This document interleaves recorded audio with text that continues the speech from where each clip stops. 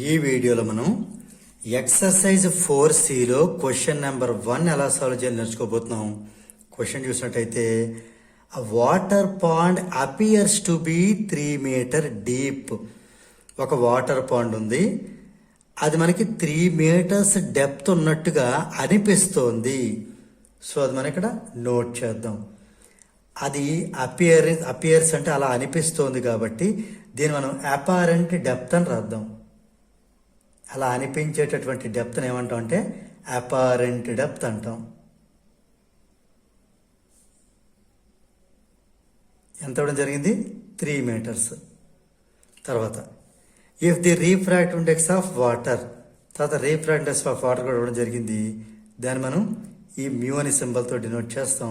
ఇక్కడ డబ్ల్యూ అంటే water with respect to air, ఎందుకంటే పాండు చుట్టూ అంతా ఎయిరే ఉంటుంది. ఇంకా ఇది మనకి 4/3 ఇవ్వడం జరిగింది. Right. Find the actual depth. Actual డెప్త్నే రియల్ డెప్త్ అని కూడా అంటాం. యాక్చువల్ డెప్త్ లేదా రియల్ డెప్త్, ఇది మనం ఫైండ్ అవుట్ చేయాలి. ఇది మనకి మీటర్లో ఉంటే ఇది కూడా మీటర్లోనే వస్తుంది ఆన్సర్.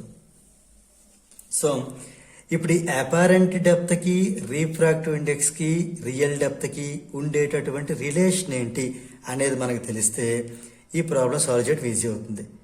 రిలేషన్ ఏంటి అంటే వీ హ్యావ్ లేదా వీ నో దట్. ఏంటి relation? Refractive index is equal to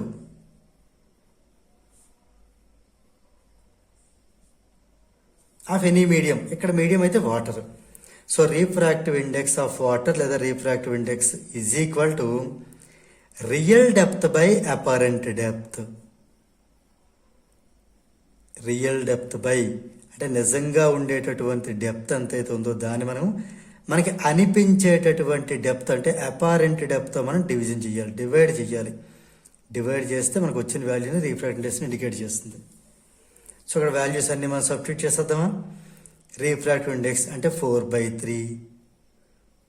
right. Real depth ఇది మనం ఫైండ్ అవుట్ చేయాలి. దీని ఫర్ ఎగ్జాంపుల్ ఎక్స్ అనుకుందాం. ఎక్స్ మీటర్స్ లాస్ట్లో రాద్దాం. సో ఎక్స్ అని రాద్దాం. బై అపారెంట్ డెప్త్ వచ్చి 3 మీటర్స్, 3 అని రాద్దాం. సింప్లిఫై చేయాలంటే క్రాస్ మల్టిప్లికేషన్ చేయాలి. 3 × x = 3x = 3 × 4. ఇక్కడ మనకి ఎక్స్ కదా కావాలి అంటే ఈ 3 కూడా కింద పంపించేద్దాం. ఇటు పక్క ఉంటే మల్టిప్లికేషన్, ఇటు వెళ్తే డివిజన్. 3 × 4/3. 3 క్యాన్సిల్ చేసేయండి. అప్పుడు ఎక్స్ ఎంత వచ్చింది? 4 వచ్చింది. 4 అంటే 4 మీటర్స్ అని అర్థం. ఎందుకంటే ఇది మనకి రియల్ డెప్త్, ఇది కూడా మీటర్స్లో ఉంటుంది. రైట్.